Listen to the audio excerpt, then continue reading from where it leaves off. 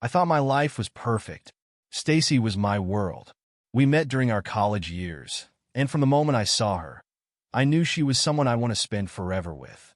She had this way of lighting up any room she walked into, her smile contagious, her laughter intoxicating. We got married after graduation and built a life that felt like something out of a dream. A cozy home, fulfilling careers, and talks of starting a family soon. She'd been my rock during the tough times, and I prided myself on being hers. For 8 years, I believed we were a team, partners in every sense of the word. We weren't without our challenges, of course. No marriage is, but I never doubted that we'd grow old together. Now, looking back, I wonder how I missed the cracks forming beneath the surface. Maybe I was too in love to see them, or maybe I didn't want to see them.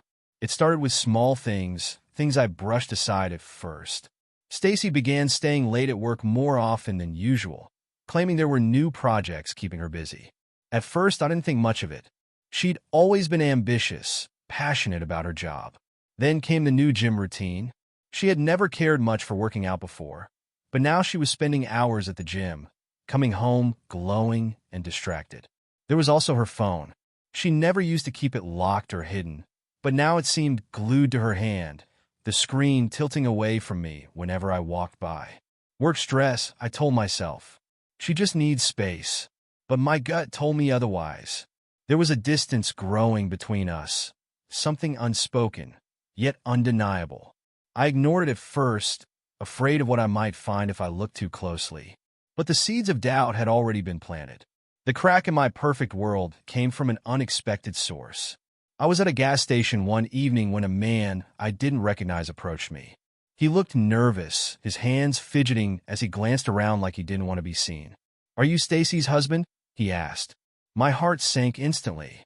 I nodded, unsure of what was coming next. "I thought you should know. I've seen her with someone else," he said, his voice low. He mentioned a hotel nearby and a man she was meeting there. I stood there frozen, my mind reeling. I wanted to yell at him, to accuse him of lying, but the look in his eyes was genuine. He didn't wait for a response, walking away quickly, leaving me standing there in stunned silence. Driving home, my thoughts were a chaotic mess. Who was that man? Why would he tell me such a thing? And most importantly, could it be true? That night, I couldn't bring myself to confront Stacy. Instead, I started looking for answers. I began paying closer attention to her habits. The gym bag she always carried suddenly seemed suspicious. Her late-night texts and the way she smiled at her phone made my stomach churn. I hated myself for feeling like this, for snooping, for doubting her. But the stranger's words had planted a seed I couldn't ignore. I began checking her things when she wasn't looking. I scrolled through her social media, hoping for clues, though I found nothing out of the ordinary. Part of me wanted to stop. I wanted to believe this was all in my head, that Stacy was the same loving woman I had always known. But another part of me needed the truth, no matter how painful. I wasn't sure what I was looking for, but I knew I couldn't stop until I found it. The breakthrough came when I wasn't even looking. Stacy had left her laptop open on the dining table while she went to take a call in the other room. I walked past it, not intending to pry, but then an email notification caught my eye. The subject line read, "Last night was amazing. I can't stop thinking about you." My heart stopped. My hands shook as I clicked on the email. It was from someone named Rick, and the contents left no room for misinterpretation. He described their time together in vivid detail, thanking her for making him feel special. My chest tightened as I read his words, feeling as though someone had punched the air out of me. I sat back, staring at the screen, unable to process what I was seeing. Stacy wasn't just meeting someone else. She was in love with him. And in that moment, my world began to crumble. I didn't confront Stacy that night.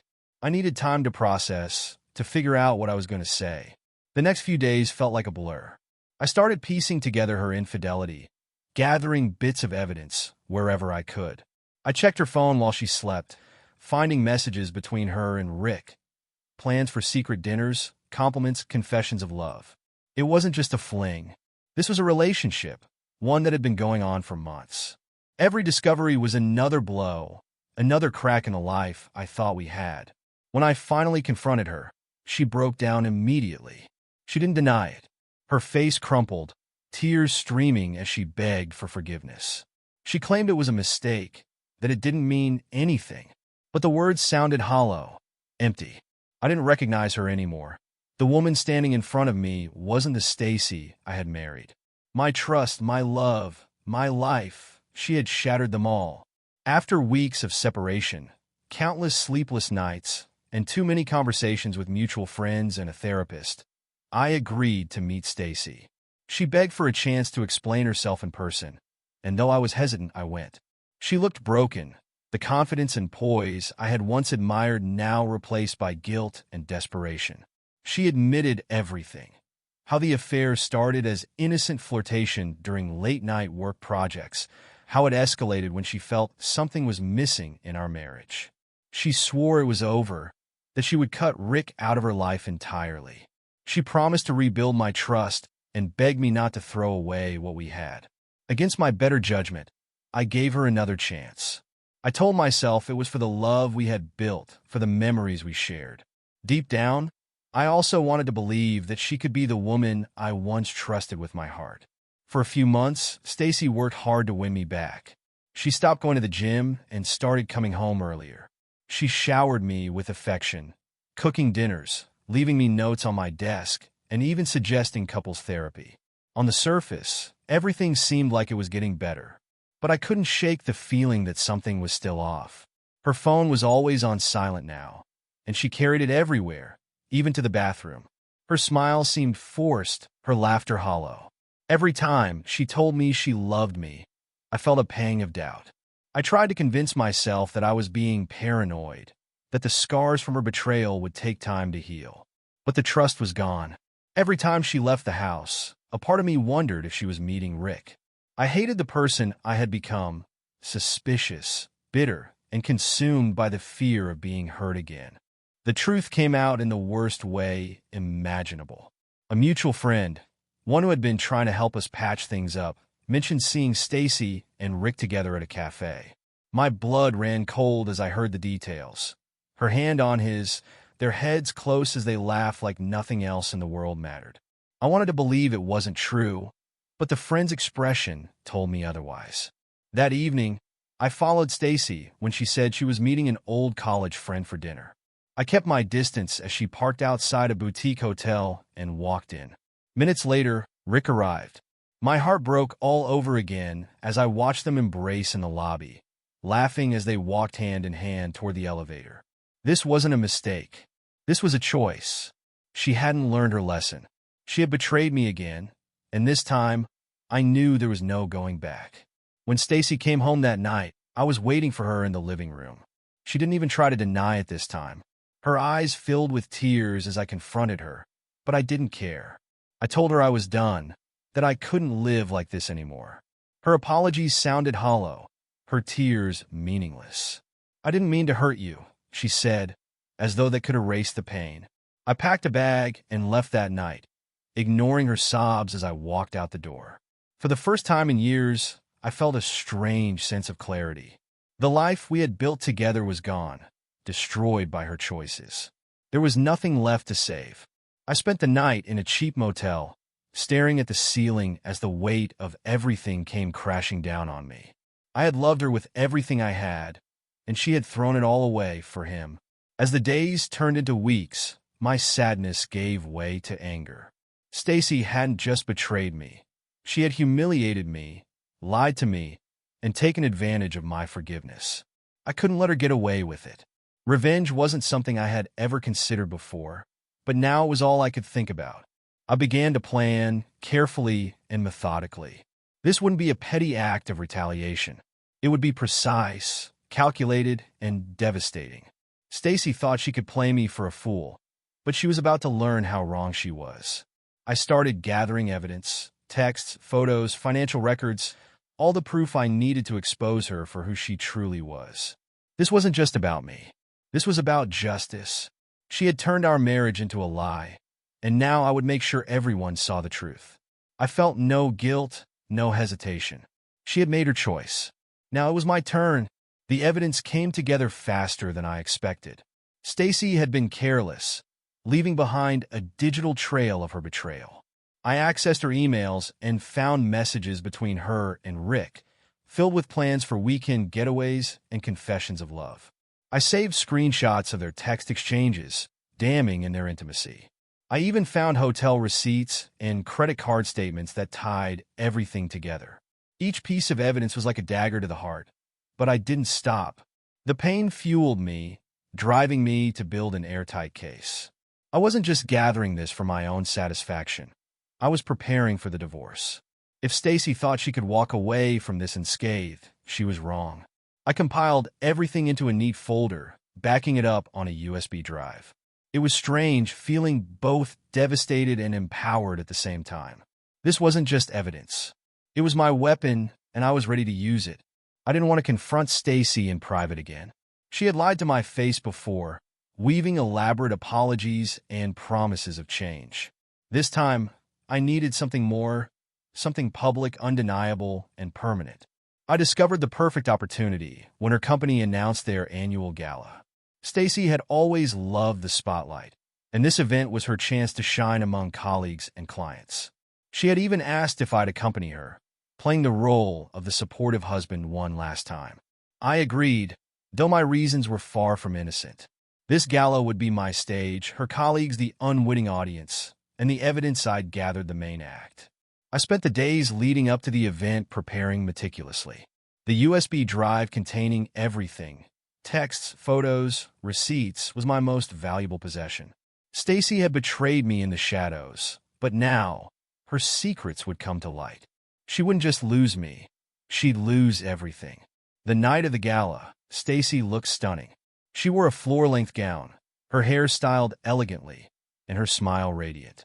It was the same smile that once made me fall in love with her, but now it felt like a mask. She clung to my arm as we entered the grand ballroom, introducing me to her co-workers with pride. I played the part well, nodding politely and shaking hands, all while suppressing the anger boiling beneath my calm exterior. Stacy had no idea what was coming. The USB drive sat heavy in my pocket, its presence a constant reminder of what I was about to do. Part of me felt a pang of guilt. This wasn't just revenge, it was destruction.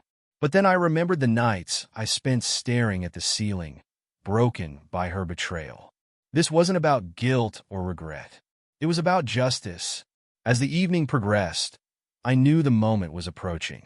The room dimmed as the master of ceremonies stepped onto the stage, preparing to announce the company's achievements for the year.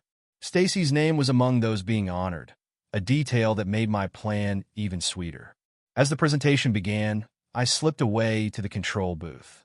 It only took a moment to replace their slideshow with the video I had prepared. My heart pounded as I returned to my seat, just in time to see the screen light up with the first image: Stacy and Rick sitting together at a cafe, holding hands. The murmurs began immediately, confused whispers rippling through the crowd. Then came the texts, their explicit messages displayed for everyone to see. Gasps echoed around the room. Stacy froze beside me, her face draining of color. She turned to me, her eyes wide with panic, but I didn't look at her. The final image, a photo of them entering a hotel together, left the room in stunned silence. Stacy's world crumbled in an instant. Her colleagues whispered behind their hands, some openly staring at her with a mix of shock and disgust. The master of ceremonies fumbled for words, trying to salvage the evening, but the damage was done. Stacy tried to stand, her legs trembling as she muttered something about a misunderstanding, but no one listened. Rick, who had been seated across the room, slipped out quietly, leaving her to face the humiliation alone. She turned to me, tears streaming down her face, begging me to say something to help her. But I didn't move. I simply stood, straightened my jacket, and walked out of the ballroom. Behind me, I could hear her calling my name, but her voice was drowned out by the whispers and stares of the crowd. By the time I reached the parking lot, I felt lighter than I had in months. The truth was out, and I didn't have to carry it alone anymore. The next day, I filed for divorce. My lawyer assured me that with the evidence I had gathered, the process would be swift and heavily in my favor. Stacy had no grounds to contest it. Infidelity laws in our state, meant she would walk away with little more than her personal belongings. I wanted nothing from her. No explanations, no apologies. I simply wanted her out of my life. When she was served the papers, she called me repeatedly, leaving tearful voicemails that I refused to answer. Her messages oscillated between anger and desperation, accusing me of ruining her life before pleading for forgiveness. I didn't respond. The woman I had once loved was gone, replaced by someone I no longer recognized. The divorce became another step in reclaiming my life, a way to sever the last ties that bound me to the pain she had caused. Each signature, each document brought me closer to freedom. The house we had shared became a battleground in my mind. Every room was a reminder of what I had lost. The kitchen where we cooked together, the living room where we curled up on rainy afternoons, the bedroom where our love had once felt unbreakable. I couldn't stay there, surrounded by the ghosts of a life that no longer existed. I packed my belongings and moved into a small apartment across town. It wasn't much, but it was mine. Stacy begged to keep the house, claiming she couldn't bear to lose it. I didn't fight her. The house had become a monument to her betrayal, and I wanted no part of it. Moving out felt like shedding a heavy weight. I left behind the memories, the pain, and the love that had once filled those walls.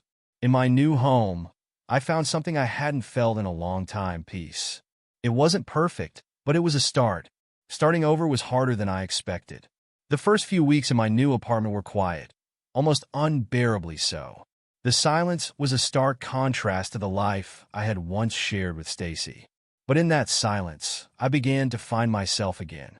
I threw myself into work, taking on extra projects to keep my mind occupied. On weekends, I explored the city, finding solace in small joys. Reading at a cafe, jogging through the park, even picking up an old hobby: photography. Each new experience felt like a step forward, a way to reclaim my life piece by piece. Friends reached out, offering support and encouragement, but I avoided conversations about Stacy. She was a chapter one had closed, and I wasn't ready to revisit it. Rebuilding wasn't easy, but it was necessary. For the first time in years, I felt like I was living for myself, not for a relationship that had become a lie. The letters started arriving a few weeks after I moved out. Stacy's handwriting was familiar, the swirling loops and careful penmanship bringing back memories of notes she used to leave in my lunchbox. But these letters weren't filled with affection or sweet words. They were apologies, pages upon pages of them. She begged for forgiveness, claimed she had made a terrible mistake, and pleaded for one more chance. I read the first letter, my hands trembling, but her words felt hollow. They weren't the heartfelt confessions of someone seeking redemption. They were the desperate cries of someone who had lost control of her life. By the time the third letter arrived, I stopped opening them. They sat in a neat pile on my desk, unopened reminders of the woman I had once loved and the pain she had caused me. I didn't need her words anymore. What I needed was distance, from her, from us, from the life we had shared. Rebuilding my life wasn't something I could do alone. The betrayal had cut deep, leaving wounds I didn't know how to heal. I started therapy reluctantly, unsure if talking to a stranger could really help. But it did. My therapist helped me unpack the anger, the sadness, and the guilt I had been carrying. She reminded me that Stacy's betrayal wasn't my fault, that I couldn't have prevented it no matter how much I loved her. That was a hard truth to accept. I had spent months wondering if I hadn't been enough, if I could have been kinder, more attentive, more exciting. But slowly, I began to understand that Stacy's choices were her own, and they didn't define my worth. Therapy became a safe space, a place where I could grieve, process, and begin to heal. The scars were still there, but they were no longer gaping wounds. I was learning to live with them, one day at a time. While I focused on rebuilding my life, Stacy's world continued to fall apart.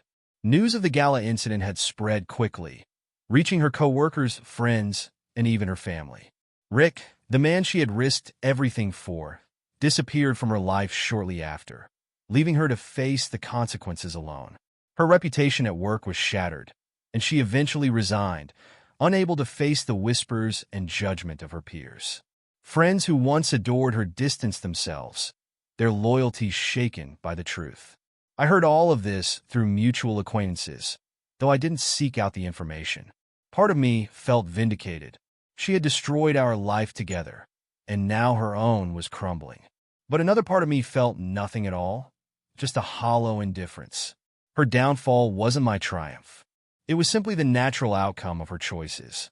I had already moved on from her. The rest of the world was just catching up. Months later, I ran into Stacy unexpectedly at a bookstore.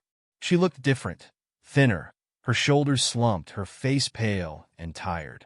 She spotted me first, her eyes widening in recognition. For a moment, I thought she might approach me, but she didn't.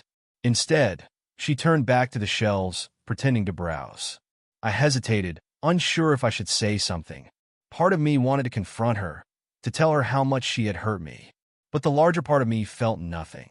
Whatever we had shared was gone, buried beneath the rubble of her betrayal. I walked past her, pretending not to see her, and left the store without a second glance. It wasn't anger that drove me away, it was closure. Seeing her like that didn't bring me satisfaction or joy. It simply reminded me that I had already moved on. She was no longer a part of my story, and I was okay with that. Not long after, I met someone new. Her name was Emily, and she worked at a photography studio I had started visiting. At first, I kept my distance. I wasn't ready to open my heart again, not after everything I had been through. But Emily was patient, kind, and understanding in a way that felt effortless. She didn't push or pry. She just listened. Our connection started slowly, over coffee and conversations about art and life. For the first time, I felt like I could breathe again, like there was life beyond the pain. I didn't tell Emily about Stacy right away. I wanted to know who I was without the shadow of betrayal looming over me. But as our relationship deepened, I found myself opening up. Emily didn't try to fix me or judge me. She simply reminded me that love could be gentle, kind, and real. With her, I felt something I hadn't in a long time. Hope. The divorce was finalized without much resistance. Stacy didn't fight me on the terms. Maybe she knew there was nothing left to save, or maybe she was too exhausted to put up a fight. Either way, I walked away with most of what I wanted. The house was hers, though it didn't matter to me. I had no desire to hold on to a place filled with memories of a life that no longer existed. The financial settlement was fair, but it wasn't about the money. It was about freedom. Signing those final papers felt bittersweet. It was the official end of a decade-long chapter, one that had brought me both joy and heartbreak. As I handed them to my lawyer, I felt a strange sense of relief. The ties that had bound me to Stacy were severed, and I was free to start fresh. The future felt uncertain, but for the first time in a long time, it also felt promising. One quiet evening, I sat down with a pen and paper and wrote a letter to myself. It wasn't something I had planned to do, but the words spilled out anyway. I wrote about the man I had been before Stacy's betrayal, the man who believed in forever. I wrote about the pain, the anger, and the fear that had consumed me when I discovered the truth. But I also wrote about the strength I had found, the lessons I had learned, and the hope that was beginning to take root in my heart. You are more than the pain she caused, I wrote. You are more than her betrayal. By the time I finished, the letter was stained with tears, but I felt lighter. I folded it carefully and tucked it away in a drawer. It wasn't meant to be read again. It was a reminder of how far I had come, a testament to my resilience. I was moving forward, and that was enough. The date snuck up on me, January 14th, the anniversary of what would have been our 10th wedding anniversary. It was strange, seeing it on the calendar and realizing it no longer held any significance. A year ago, I would have been planning a romantic evening, buying flowers and writing a heartfelt card. But now it was just another day. I spent it like any other. Work in the morning, a jog in the afternoon, and a quiet dinner at home. I thought about Stacy only briefly, wondering if she even remembered the date. If she did, I doubted it brought her any joy. I didn't feel anger or sadness anymore, just a calm detachment. That chapter of my life was over, and I had no desire to revisit it. As I sat on the couch that evening, sipping tea and listening to the rain outside, I realized something. I was finally at peace. And that was enough. Forgiveness came slowly, and not in the way I expected. I used to think forgiving Stacy meant excusing her actions, letting her off the hook for the pain she caused me. But over time, I learned that forgiveness wasn't for her. It was for me. Holding on to anger and resentment was like carrying a weight I no longer needed. Therapy helped, as did the passage of time. I stopped replaying her betrayal in my mind and started focusing on the present. Forgiveness didn't mean forgetting. The scar she left would always be there, a reminder of what I had endured. But those scars no longer defined me. Letting go of the anger didn't erase the past, but it gave me the freedom to move forward without being shackled to it. I didn't tell Stacy I forgave her. She didn't need to know. Forgiveness wasn't about her. It was about reclaiming my life and choosing to live without the burden of her betrayal. Stacy's redemption never came, at least not in the way I thought it might. I heard through mutual friends that her life had taken a downward spiral after the gala. She moved out of the house she had fought so hard to keep, unable to afford the mortgage after losing her job. Rick had abandoned her shortly after the scandal, leaving her to pick up the pieces alone. Part of me felt vindicated, knowing that her choices had consequences. But another part of me felt pity.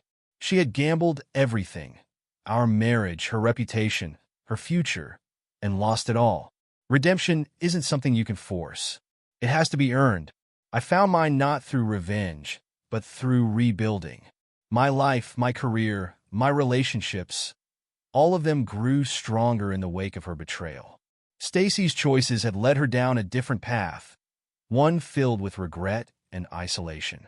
I didn't celebrate her downfall. I simply moved on. I saw her once more, nearly a year after the divorce was finalized. It was at a small park where I often went jogging. She was sitting on a bench, staring at the ducks in the pond, her face pale and drawn. She looked older than I remembered, the vibrancy I once loved in her completely gone. She noticed me before I could slip away, her eyes widening with recognition. For a moment, she looked like she might say something, but she didn't. I nodded politely and kept walking. My heart didn't race and my stomach didn't churn. Seeing her again didn't reopen old wounds. Instead, it reinforced how far I'd come. She was a reminder of a life I had left behind, a chapter that had ended. I didn't feel anger or sadness, only a strange sense of calm. I didn't need closure from her anymore. I'd already found it on my own. The scars Stacy left weren't visible, but they were there, etched into my mind and heart. For a long time, I saw them as weaknesses, reminders of the pain I had endured and the trust one had lost. But over time, I began to see them differently. Those scars were proof of my resilience. They were a testament to the fact that I had survived one of the most devastating experiences of my life. They didn't define me, but they shaped me, making me stronger and more self-aware. I stopped hiding from them and started embracing them. They weren't signs of failure. They were badges of survival. Stacy's betrayal had broken me, but it hadn't destroyed me. I had rebuilt myself piece by piece, scar by scar. And while I couldn't erase the past, I no longer wanted to. Those scars were part of my story, and I wore them with pride. My relationship with Emily grew slowly, but steadily. She wasn't a whirlwind romance or a quick fix for my broken heart. She was kind, patient, and real. She didn't try to erase my past or compete with it. Instead, she helped me see that love could be simple and honest. We didn't rush into anything. For months, we kept things casual, focusing on getting to know each other. It wasn't about filling the void Stacy had left. It was about building something new. Emily reminded me that I deserved love, not despite my scars, but because of them. She saw the person I had become, not the man I was trying to leave behind. With her, I found a sense of peace I hadn't known in years. Moving forward didn't mean forgetting Stacy or the pain she caused. It meant choosing to live fully, embracing the life I had rebuilt, and allowing myself to hope again. Reclaiming my life was a slow process, but one that brought me immense pride. The man I saw in the mirror now was stronger, wiser, and more grounded than the one who had stood shattered in the wake of Stacy's betrayal. My career thrived as I poured my energy into new projects. My friendships deepened as I surrounded myself with people who truly cared. And my relationship with Emily continued to grow, its foundation built on trust and mutual respect. Looking back, I realized that Stacy's betrayal, as painful as it was, had given me a chance to rediscover myself. It had forced me to confront my fears, my insecurities, and my capacity for resilience. The life I had reclaimed wasn't the one I had planned, but it was better in ways I hadn't expected. It was a life built on my own terms, shaped by the lessons I had learned and the strength I had found within. Letting go wasn't a single moment of clarity. It was a gradual process, like the tide slowly retreating from the shore. At first, I thought letting go meant forgetting, erasing Stacy from my mind and pretending she had never existed. But that wasn't possible, and it wasn't what I needed. Letting go meant accepting what had happened, not as a reflection of my worth, but as a chapter in my story. Stacy's betrayal had changed me, but it didn't define me. I stopped replaying the pain in my mind, stopped questioning what I could have done differently. I stopped giving her power over my present. Letting go didn't mean I forgave her completely, or that I wished her well. It simply meant I no longer carried the weight of her actions. With each passing day, I felt lighter, freer. Letting go wasn't just about Stacy. It was about reclaiming my peace and choosing to live fully again. Emily and I decided to find a place together. It wasn't a decision we rushed into, but after months of building trust and connection, it felt right. We found a small house on the edge of town, modest but warm, with a little garden where she could plant flowers and I could sit with my morning coffee. Moving in with Emily wasn't about replacing the past. It was about creating a new future. The process of decorating, painting, and making the house our own was cathartic. Every choice we made together felt like a step toward a life untainted by the scars of betrayal. I left behind the sterile, lonely apartment that had been my refuge during the worst of the pain. This house, filled with laughter and warmth, became a sanctuary. It wasn't just a place to live. It was a symbol of how far I had come. Together, Emily and I built a home, not perfect but ours. One of the greatest lessons I learned through all of this was the power of choice. Stacy's betrayal had left me feeling powerless, like I was at the mercy of her decisions. But as I rebuilt my life, I realized how much control I still had. I chose to confront the truth instead of living in denial. I chose to leave a toxic situation instead of clinging to what was broken. I chose to seek help when I needed it, to forgive myself for my perceived failures, and to open my heart to someone new. Life doesn't always give us control over what happens to us, but it gives us the power to choose how we respond. My choices didn't erase the pain, but they shaped the person I became in its aftermath. Stacy had made her choices, and so had I. And while hers led to regret, mine led to freedom. That power was mine, and I used it wisely. Stacy never found redemption, not in the way I hoped she might. From what I heard, her life remained chaotic and unstable. She moved to another city, leaving behind the community that once admired her. Rick, the man she had risked everything for, had long since disappeared from her life. I heard whispers of her trying to rebuild, to start over, but nothing ever seemed to last. Part of me wanted to feel pity for her, but I didn't. Redemption isn't something you stumble upon. It's something you earn through self-awareness and change.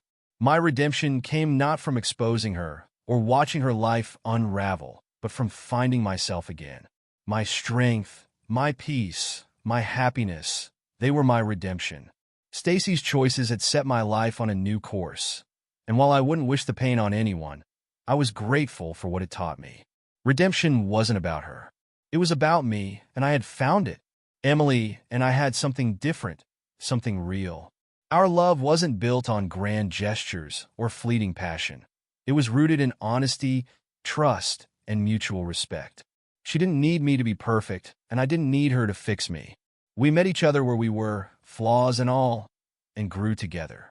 Loving Emily didn't erase the scars Stacy had left, but it transformed them. She reminded me that love could be gentle, patient, and kind.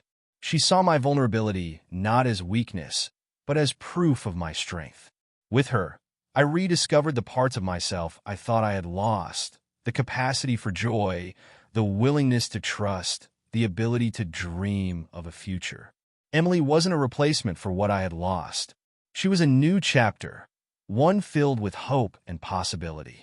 For the first time in years, I felt like I was truly living, not just surviving. And that was everything. Looking back, I saw how far I had come.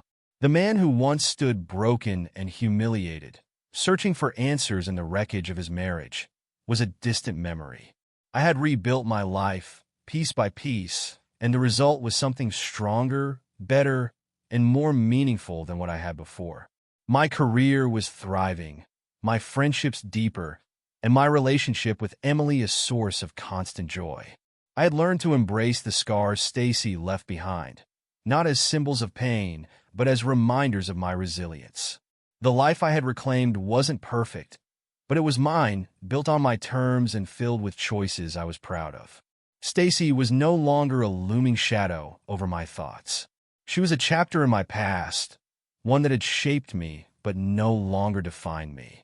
The future stretched ahead, uncertain but promising. And for the first time, I felt ready to embrace it. Peace didn't come all at once. It came in small moments, quiet mornings with Emily, laughter shared with friends, the satisfaction of completing a project at work. It came in the way I no longer flinched at the thought of Stacy or her betrayal. It came in the realization that my scars didn't make me broken. They made me stronger. For so long, I had been trapped by the pain of her choices, but now I was free. Peace wasn't something I found in revenge, or even in Emily's love. It was something I found within myself. It was in the knowledge that I had survived, that I had rebuilt, and that I had grown. The past no longer held power over me. It was a part of my story, but not the ending. As I stood in the garden of our home, watching the sun set on another day, I felt it fully. Peace. And for me, that was enough. Thank you for watching the video. Don't forget to subscribe to the channel so you don't miss interesting life stories, and write a comment if you like the story. See you.